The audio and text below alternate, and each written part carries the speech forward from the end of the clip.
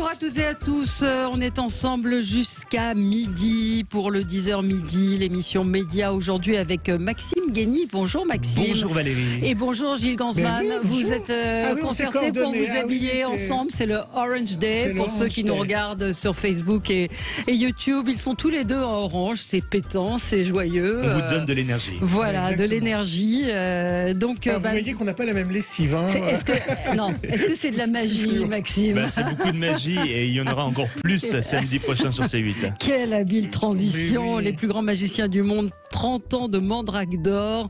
On va en parler avec vous. Vous avez une actualité assez chargée puisqu'à la rentrée, vous serez également sur Olympia TV pour Paris fait sa magie. Vous allez bientôt disparaître ou réapparaître. On va essayer de faire apparaître des téléspectateurs déjà, Voilà. ce sera la première mission. Allez, Gilles, la question du jour. La question du jour, elle est liée évidemment à notre invité, puisque donc on va en parler samedi soir. Il y a vraiment les plus gros numéros de magie qui vont être sur C8 et on s'est demandé si vous voudriez voir plus d'émissions de magie à la télévision. Je suis désolé, hein, Maxime, c'est nos auditeurs. Pour l'instant, ils peuvent aller voter sur le compte Sud Radio Twitter et alors ils disent oui à 27%, non à 73%. C'est une très bonne nouvelle. Voilà, ça veut dire qu'il faut conquérir. Il faut que ça soit événementiel et tout ce qui est rare est précieux. Donc si Voilà. vous l'aviez toutes les semaines, ça perdrait un peu de sa superbe. Voilà, Mais c'est vrai qu'il y avait beaucoup de magie avec Sébastien et que la magie se fait rare à la télévision. La magie se fait rare, mais avec Sébastien, il avait toujours mêlé des artistes de cirque avec des magiciens, mais c'était jamais 100% magie. Puis il y avait un incroyable talent. Et incroyable talent de temps en temps. Il a aussi. révélé pas mal de magiciens qui Beaucoup gagnent leur même. vie. Beaucoup Éric Antoine notamment. Beaucoup de magiciens. Donc on va en reparler dans un instant. On passe au zapping. Sud Radio 10h midi Média, l'instant zapping. Et hier, Valérie, c'était les épreuves du bac, la philosophie. Et du coup, C'est à vous a eu la bonne idée, vous allez voir, d'aller à la sortie interroger la jeunesse qui venait de passer les épreuves. Bon, bah, c'est pas gagné. Hein. Philo, c'était comment? Ça va, c'était facile, hein. Je l'ai fini en 1 heure. J'ai pas compris ce que je me suis relu, mais sinon, je pense que j'ai fait un truc pas mal. Et t'es sorti au bout de combien de temps? Au bout de 2h10, je crois. Oh, ça va quand même, c'est mieux que ceux qui sortent au bout d'une heure. Moi, j'ai dessiné pendant 1 heure. J'ai fait une référence à Damso. J'ai dit, j'ai du mal à appréhender le futur, car dans ma vision, je suis immortel. Petite citation de Franck Ribéry, la roue tourne, va vite tourner, pépite. Je suis sûr que Damso, le philosophe, vous connaissez pas, Valérie. Vous savez même pas qui c'est, Damso. Si, je sais qui c'est. quand même, Bien ouais. sûr que je sais qui c'est, évidemment. Bon, alors, si nos futurs bacheliers voulaient savoir s'ils ont réussi leur épreuve, eh ben, il y avait un corrigé, un débrief chez Pascal Pro. Et c'est nos amis de quotidien qui les ont épinglés. Nous allons faire les corrections avec CNews. Premier sujet. Discuter, est-ce renoncer à la violence? Discuter, c'est renoncer à la violence. Par définition, la réponse est oui. Voilà. Donc il fallait répondre ah bah oui. Autre sujet. Sommes-nous responsables de l'avenir? Oui, bien sûr, oui. Quoi, bien sûr? On n'est pas responsable de l'avenir. Alors thèse, bien sûr. Antithèse, quoi, bien sûr. La technique universelle de la nature. Ah oui. C'est plus complexe. Bon, alors je ne sais pas si c'est l'ère du bac de philo ou de fait de fréquenter Fabrice Lucchini, mais hier on a un peu perdu Emmanuel Macron sur les chaînes info. Je vois que tu as Valérie dans les mains. Valérie n'a cessé dans sa vie de dire que la plus grande sophistication de l'écriture, c'était d'arriver à ce naturel. Mais c'était un immense travail qui ne devait jamais paraître. Et c'est ce qui l'oppose d'ailleurs à un Baudelaire qui aime l'artificialité. Voilà. C'est la liberté dans la contrainte. Et je trouve que c'est ça. Et ce surgissement. Ah, et ce surgissement, Voilà. évidemment. Et Valérie dans les mains, c'était pas moi. Non, c'était pas vous qui Pas encore. C'était Paul Valéry. C'est Paul Valéry. Alors justement, Fabrice Lucchini qui a accompagné le président pour faire la promotion de la lecture aussi et de La Fontaine. Alors je ne sais pas si vous l'avez vu, il est passé sur toutes les chaînes, y compris en voiture dans C'est à vous. C'était un peu ridicule. Mais il était partout il déclarait les fables de La Fontaine. Alors forcément, à 18h, qu'est-ce qui s'est passé? Il y a un journaliste qui en a eu marre.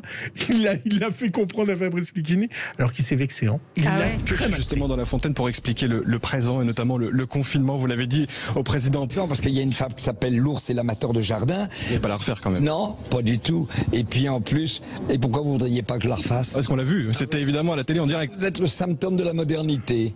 C'est-à-dire que vous croyez qu'une chose, parce qu'elle a été faite, ça c'est le symptôme pitoyable. Je vais vous le dire gentiment et gardez-le si vous êtes courageux. Vous voyez, parce que je l'ai dit une fois, alors que moi ça fait des milliers de fois que je le dis. Et je ne vais pas vous le dire parce qu'en plus c'est gratuit, donc je ne joue jamais gratuitement. d'accord? Donc je me demande si je suis content de vous répondre. Donc on va peut-être s'arrêter là parce que j'ai pas aimé votre réflexion.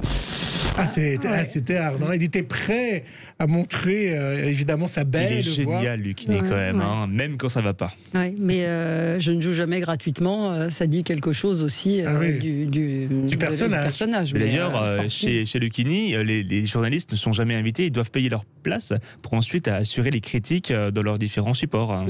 Ah, il n'y a jamais d'invitation. Il n'y a jamais d'invitation dans ces spectacles. Non, jamais. Ouais. Et ils commencent à l'heure pile et pas une minute de plus, sinon vous restez à la porte. Comme à la radio, ponctualité. Voilà. Ponctualité. Gilles.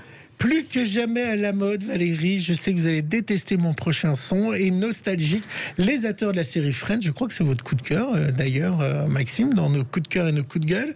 Eh bien, les séries, ils n'en finissent pas, les comédiens, de se réunir.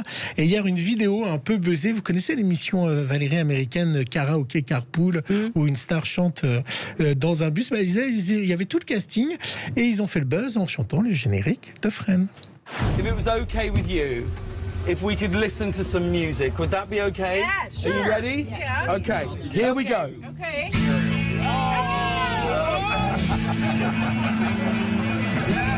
No one told you life was gonna be this way. Your job's a joke you broke, your love life's the away. Ah merde, on est après. C'est après. Maxime, il est plus pointu. Ouais, Maxime. Je sais que c'est pas trop votre tasse de thé, frère. Bah, c'est pas ça, c'est que c'est pas ma génération. C'est pas ma génération, j'ai jamais regardé. Donc voilà. Bah, c'est l'occasion. Ne regardez pas comme ça. C'est l'occasion. Voilà, c'est l'occasion. Mais je vois que Maxime, en tout cas, lui. On va en parler. Connaît, si vous voulez. Ça va être votre coup de cœur tout à l'heure. C'est fini. C'est fini. Passé vite, ah bon, ça passait vite ce zapping. On ne s'en lasse pas. Des petites questions, Maxime, pour vous, de Gilles qui dit pourquoi ne pas refaire sur C8 en quotidienne une petite émission courte, genre il y a un truc comme faisait Majax. Ce serait jouable. À voir avec C8. À voir avec C8, d'autant que la chaîne apparemment prend un virage feel good et la magie en fait partie. Alors pourquoi pas, pour démocratiser cet art, parce que c'est un art à part entière et puis qui permet différentes formes d'expression. Mais ça pourrait être... oui, c'est vrai que Majax faisait ça, cette petite absolument, pastille. Rien ne s'annule, tout se réinvente. Donc pourquoi pas, ça m'a donné une idée. Moi, je préférerais un gros truc. Gilles, notre auditeur, vous me réclamerez des droits de format à Maxime Guény. Moi, la femme qui vole, je voudrais savoir comment vous faites. Avec un peu de poudre de perlimpinpin, beaucoup de concentration et ça monte tout seul. Vous me faites monter là? Vous pourriez faire voler Valérie? Oui, c'est possible. Oui, alors là, il y a un peu de matériel, un peu de décor, mais on va le faire. Voilà. Maxime, utilise-t-il plus de technologie pour contrôler l'illusion ou même pour faire des tours, ou est-ce que c'est toujours à l'ancienne? Alors il y a beaucoup de tours aujourd'hui qui naissent sur les réseaux sociaux et qui font malheureusement la part à un peu de montage. L'avantage des primes que vous allez voir, notamment sur C8 samedi à 21h05, c'est que tout est filmé dans les conditions du direct et en public. Donc il n'y a pas de montage, on les filme comme tels. Oui, parce que c'est vrai qu'il y a des vidéos sur le web où d'un seul coup, ils passent d'une image à une autre image ou rentrent dans une voiture de l'ordinateur. En fait, il y a des coupes, il n'y a pas du tout de coupes, et puis sur TikTok et des réseaux sociaux comme ça, vous pouvez le faire même de manière très artisanale. Hein. Mais je pense que la question de notre auditeur, c'est plutôt, est-ce qu'il y a... Alors moi, je sais qu'il y a une nouvelle forme de magie. Il y a des objets avec de la Wi-Fi, il y a des choses... Moi, je sais que par exemple, il y a des chaises qui sont équipées de Wi-Fi, qui peuvent vous donner des pulsions électriques en faisant croire que vous ressentez quelque chose. Mais en fait, c'est en train de révéler un tour. Voilà, il y a des secrets de fabrication, mais aujourd'hui, en magie, tout est possible grâce notamment à la technologie. Bien entendu, les magiciens ne communiquent pas sur cette technologie pour garder un peu le mystère. Vous répondez oui, la magie a évolué avec la technologie. C'est ringard ou pas la magie? Est-ce que c'est un vieux truc ou Non, je crois que c'est très moderne. Lorsque, par exemple, on présente les Mandraques d'Or le 1er janvier sur C8 et on tape 1 200 000 téléspectateurs, c'est que ça a un intérêt particulier pour le public. Donc ça reste dans l'air de temps. Non, je dirais pas moderne, ni ringard, mais surtout intemporel. D'accord. Mais est-ce que je vais rebondir sur la question de Valérie, c'est fini le lapin dans le chapeau, c'est-à-dire que maintenant on intègre les portables, les tablettes. Qu'est-ce que vous avez vu de nouveau comme tour? Par exemple, de ce qu'on va voir samedi, quels sont les tours qui sont un peu plus modernes? Alors samedi, ce qui est incroyable, c'est un voyage temporel à travers 3 décennies de magie. C'est-à-dire que c'est une photographie un peu patrimoniale de l'art magique. C'est-à-dire que ce que vous allez voir les magiciens, ils ont marqué l'histoire du programme. Alors, outre les David Copperfield, Penn Teller, Arturo Brachetti, on redécouvre des gens qui... d'une manière ou d'une autre, ont marqué notre esprit de par l'émotion qu'ils ont fait passer. Par exemple, il y a les Pendragons. Eux, on voit un tour qui a été fait dans les années 90 de la Malle des Indes. Vous allez me dire, la Malle des Indes, on l'a vu 20 fois. On met la dame dans la malle, le monsieur lève un voile et pof, ils intervertissent de place. Sauf que eux le font le plus rapidement au monde. Et ils le font combien de temps? Même pas une demi-seconde. Ouais. Une demi-seconde? Une demi-seconde à peine.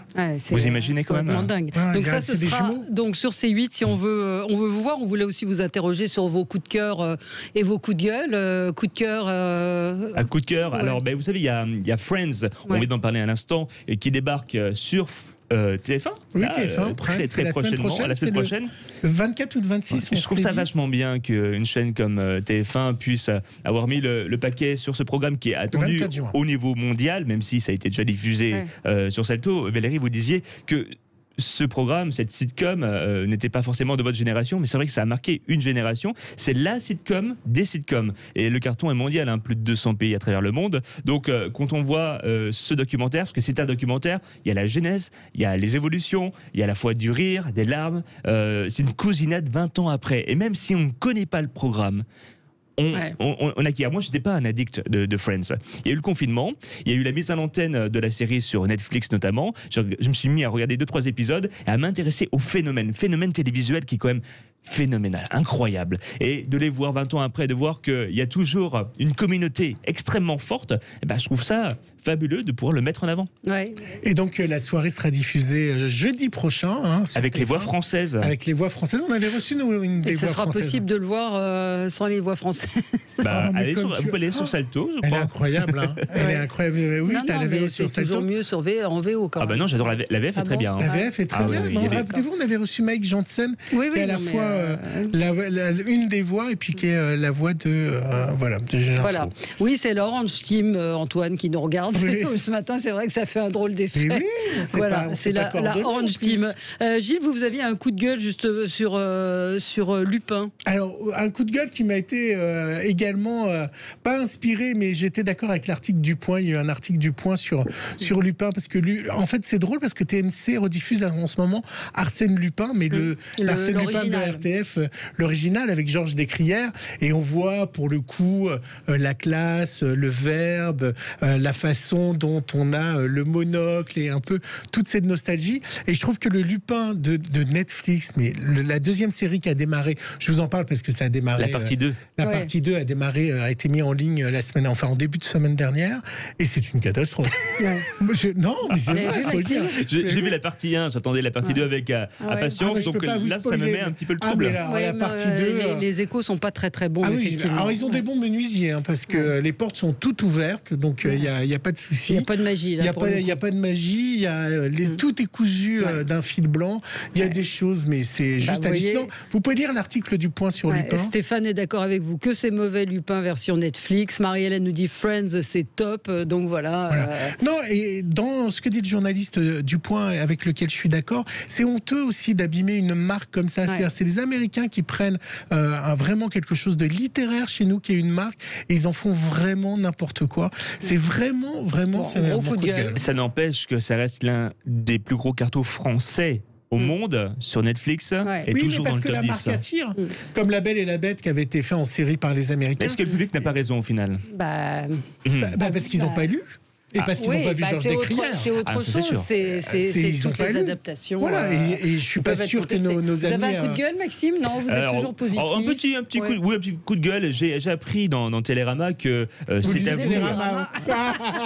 Je lis les informations médias de Télérama. Il y en a? Et il y en a une, apparemment, ils ont annoncé que C'est à vous allait augmenter de 30 minutes supplémentaires, gagner 30 minutes supplémentaires pour s'arrêter vers 20h50, 20h55. Ça veut dire que Claire Chazal, adios amigos. Donc c'est quoi? Elle partirait sur Culture Box.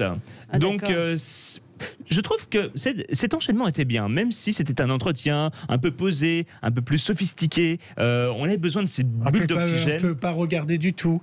Oui. Déjà, elle n'était pas regardée. Alors sur Culture Box, elle sera encore moins regardée. Mais alors, non, peut-être pas, justement. Peut-être que ce sera plus cohérent en programmation. Ça peut être plus cohérent, mais aussi peut-être un peu moins de visibilité, parce que France 5 est quand même une chaîne bien installée dans le paysage. Alors, est-ce que c'est pour donner une chance à Culture Box ou pour redonner une chance à Claire Chazal? Ça, je ne sais pas. Alors justement, moi je rebondis là-dessus. Il faut savoir, Valérie, que votre France 5 va changer totalement. Et je vous annonce un scoop, c'est le scoop Sud Radio et l'émission Média, la quotidienne. L'émission qui était en quotidienne va devenir une hebdomadaire. Ils ne savent pas où et quand la mettre, mais ça s'arrête. Ça s'arrête en quotidienne. C'était une émission qui était là depuis 5 ans, qui était une émission de bande.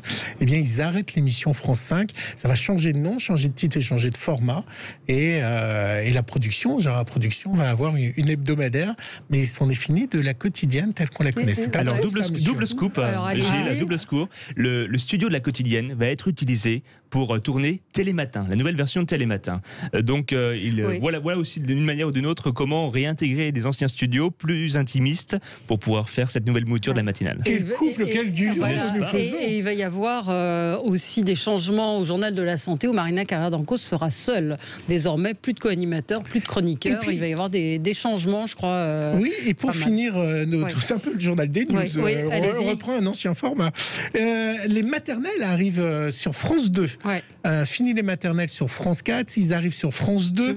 Ça a été créé il y a plus de 20 ans et ça va être entre 9h et 10h, je crois, ou après 10h. En tout cas, je trouve que c'est une bonne idée de faire arriver les maternelles sur France 2. Bon, beaucoup de changements à la rentrée. Vous aviez un coup de gueule, Gilles, à propos des chaînes qui misent sur des animateurs et qui les brûlent. Je veux savoir ce que vous en pensez. Alors, juste pour nos auditeurs, dire que l'année prochaine, vous allez faire une overdose d'Hélène Manarino. C'est pas contre elle, mais elle va être mise à toutes les sauces. Elle va être sur LCI à la matinale avec Kit Cheveri de BVFM. Elle va présenter le grand quiz tout cet été sur TF1, donc en prime sur TF1. Elle est sur TMC avec une émission qui s'appelle Rétroscopie. Et de l'autre côté, sur M6, vous avez Marie Portolano. Alors, Marie Portolano, c'est limite si elle fait pas la météo sur M6. Elle va faire le football, évidemment en ce moment à l'antenne. Elle va faire le meilleur pâtissier et toutes les éditions du meilleur pâtissier. Elle fait des soirées spectaculaires, donc des variétés et des divertissements, dont un qui arrive dans 15 jours. Elle va avoir aussi une émission spéciale au moment des Jeux Olympiques. Et sur RTL, elle va être tout le temps sur la radio RTL, qui est le même groupe M6, où ça va s'appeler Portolano JO. Donc là aussi, il y aura une overdose. Et donc moi, je dis attention, c'est des animatrices qui sont mises en avant un temps, et ils disparaissent. C'est vachement bien.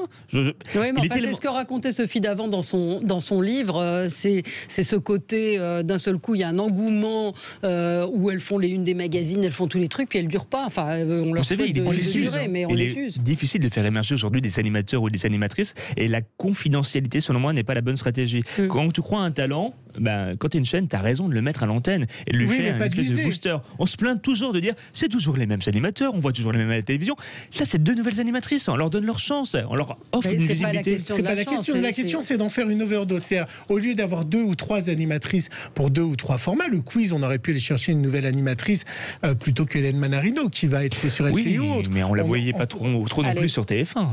Non, je suis d'accord. Non, mais je suis d'accord. Mais c'est vous dire que c'est dommage parce qu'on découvre des talents. On a des talents comme Marie Portolano ou Hélène Manarino et qu'on les use et que les chaînes les usent d'un seul coup. Un mot pour notre auditeur Xavier qui dit c'est dans l'air qui mériterait une rallonge. C'est ce qui va se passer, Xavier. C'est que ça va se terminer vers 21h. Il y aura une demi-heure de plus pour C'est dans l'air. Et moi, j'ai un coup de cœur pour une série que j'ai vue sur Arte en replay qui s'appelle L'affaire Skripal. Et c'est une histoire vraie. Je ne sais pas si vous l'avez vu, Maxime. C'est un thriller, ça se passe, c'est anglais, et c'est l'empoisonnement d'un espion russe qui s'appelait Skripal. Il est empoisonné par un produit toxique et il y a des citoyens anglais qui sont contaminés. Ça sème la panique dans la population. C'est prenant comme tout, c'est extrêmement bien joué. Et moi, j'ai découvert cette affaire parce qu'à la fois c'est une crise diplomatique et une crise dans la société. Ça s'appelle Affaire Skripal. C'est sur Arte en replay. Allez-y, c'est vachement bien. Ouais. Allez. Et lundi, juste pour nos auditeurs, lundi, on aura Patrick Sébastien. On fera la fête. Je vous aime. Fête de la musique. JEX. Voilà, vous aime, c'est son nouveau journal. Allez, on se retrouve nous dans un instant pour parler des livres. À tout de suite.